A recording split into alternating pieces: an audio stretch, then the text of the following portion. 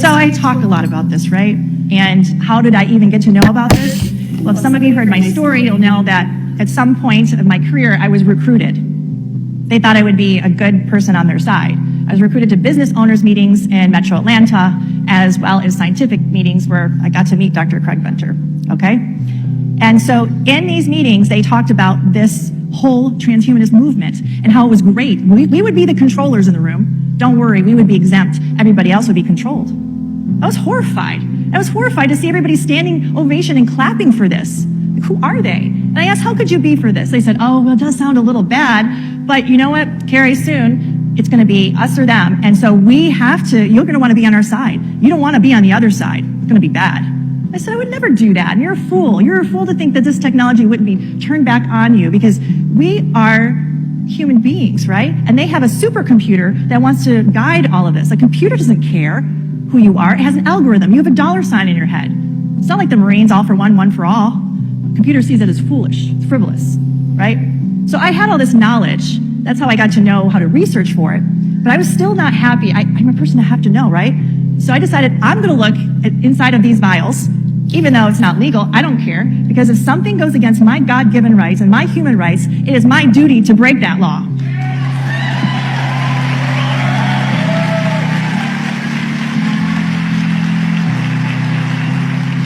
This is our world, our planet, our children, our bodies. Don't give it away. It's ours, right? So this is one of the pictures of Moderna. I put 2 drops on a glass slide. I had a compound microscope. That's it, guys. You could get it easily, $300. And I had a white light going up on the middle and a glass top on the very top.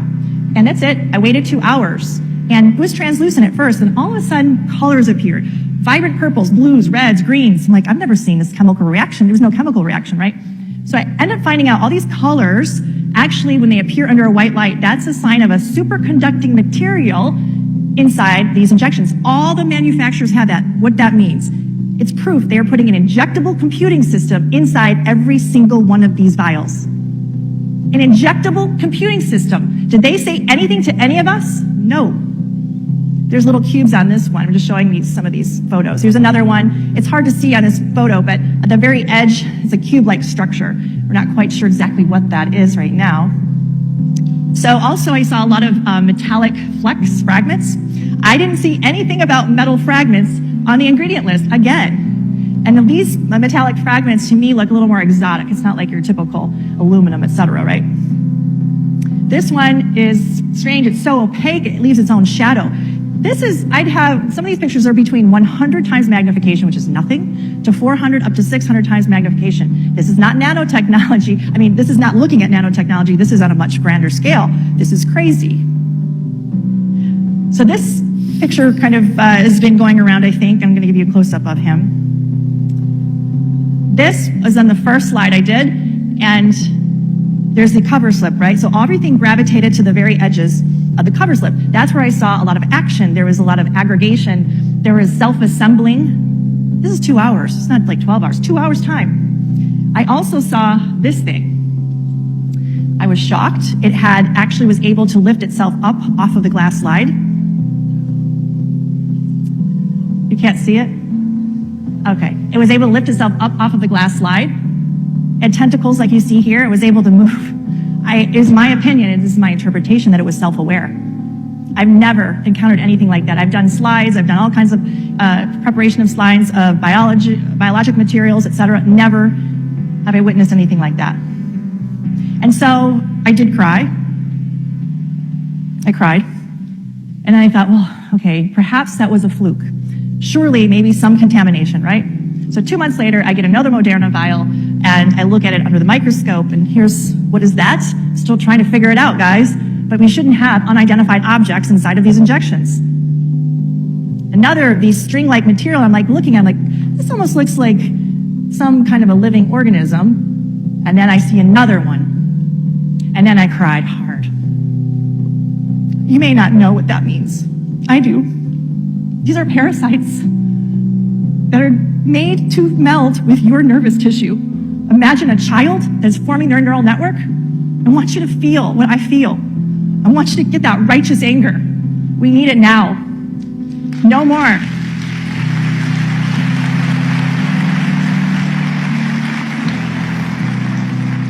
Guess what else it can do? The tentacles, it's called Hydra vulgaris. The tentacles have the ability to give a paralyzing, a venomous, or a toxic reaction. Wow, it sounds like something else I read, right?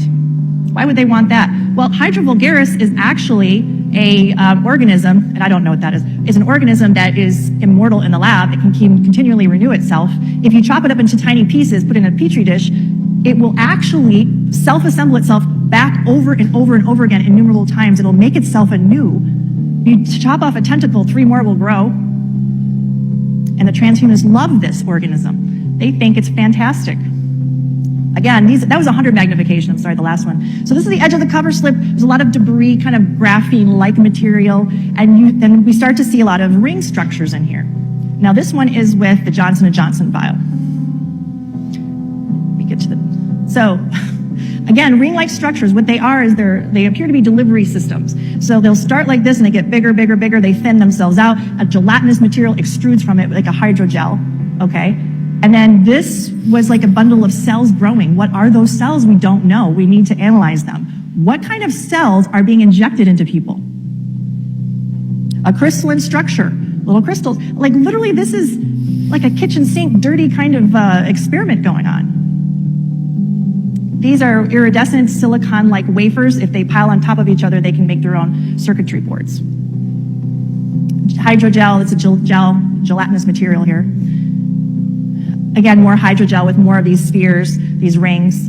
So I saw them in all the manufacturers, all of them. So no one is different than another. I don't care if they come out with a new one, guys. Don't ask me if it's safe to take it. They're all bad.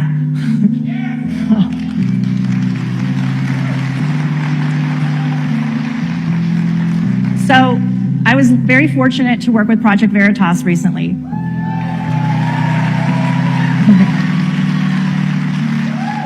So bravo, right? They're amazing. Patriots. Another round of applause. So they will be releasing their findings soon. I work with them. And so we were looking under the microscope at Pfizer vial, and they have documentation to share too from a brave whistleblower.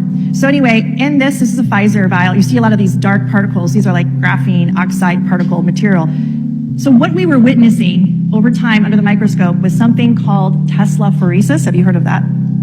So what that means is that you can put all these little tiny like beads, let's say, that have the potential to make their own wiring in the body. And what you do is you just have an external magnetic force or another kind of electric force, let's say, or frequency, and they will start to form and coalesce into a string-like spider web all by themselves. So you just have to put the junk in somewhere, turn on a frequency, and voila, it starts to make its own neural network, string-like consistency. We were seeing it here inside of this vial, starting to coalesce, starting to form structures. It's a little bit difficult to see, but up there, if I can do a pointer, can't see my pointer. Anyhow, there's a stellate kind of figure in the middle. So if you knew what a human nerve cell looked like, a dendrite, it would look just like this. But this isn't from a human, guys. This is from whatever they're injecting inside of you. They're literally, this is my opinion, they're trying to put another kind of nervous system inside of you, but an AI kind, or they're hijacking this parasite to put inside of you. These are my hypotheses. I encourage you to do your own research. And for the people who don't believe me under the microscope, you can get a $300 microscope and you can put the drops on there and you can look and see the pictures too, right? So this is another organism. We see this over and over. This would be like a polypodium or a Hydra vulgaris organism. Again, we see this over. It's not a mistake. It's in different states, multiple vials, multiple batches, multiple times. There's no mistake. Another one. This is very similar to some ectoderm of a parasite. I mean, we could go on and on, parasite after parasite looking, and let me back up. They appear to be parasites, right? If it looks like a duck, quacks like a duck, walks like a duck, it probably is, right? Again, more ring-like structures. How is this in the betterment of humanity? Is this why ivermectin and hydroxychloroquine are so banned from everybody? Right? Now we know. I want you to see this guy. This guy is another organism that we saw. This was in a Johnson & Johnson vial. Watch closely the translucent thing that moves around the edge of the ring. Do you see that?